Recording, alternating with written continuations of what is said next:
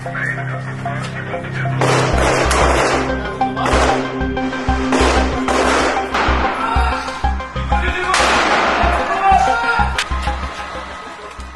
Hamas cease fire deal के बीच एक बेहद ही चौंकाने वाली खबर सामने आई है, जिससे लेबनान और इजरायल के बीच हुए संघर्ष विराम अब जंग में बदलने के आसार नजर आ रहे हैं।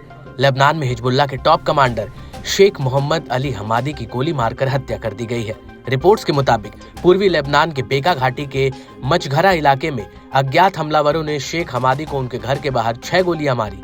गंभीर हालत में उन्हें अस्पताल ले जाया गया, जहां उनकी मौत हो गई।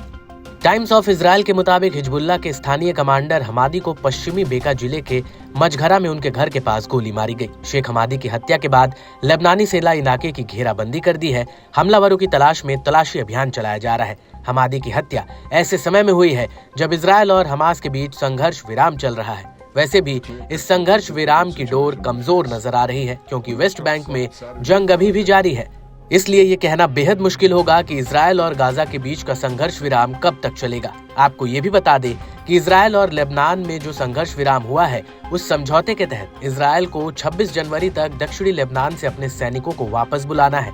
इस बीच हिजबुल्लाह को इजरायल की सीमा से लिटानी नदी के उत्तर से पीछे हटना होगा।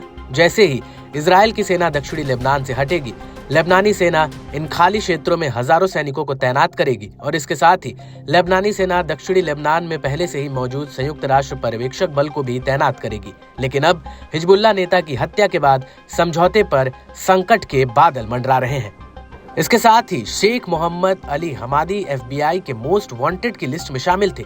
उन पर 1985 में एथेंस में रोम जा रहे TWA विमान को हाईजैक करने का आरोप लगा था।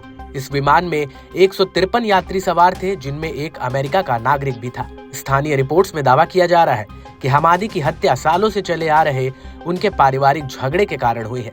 वहीं लेबनानी अधिकारियों की माने तो उन्हें संदेह है कि शेख मोहम्मद अली की हत्या के पीछे इजरायल का हाथ हो सकता है। हालांकि पूरा सच क्या है, ये तो जांच के बाद ही सामने आएगा। लेकिन हिजबुल्लाह के टॉप कमांडर शेख मोहम्मद अली हमादी की हत्या से सीज फायर कब तक जारी रहेगा, इस पर भी अब सवाल उठने लगे हैं।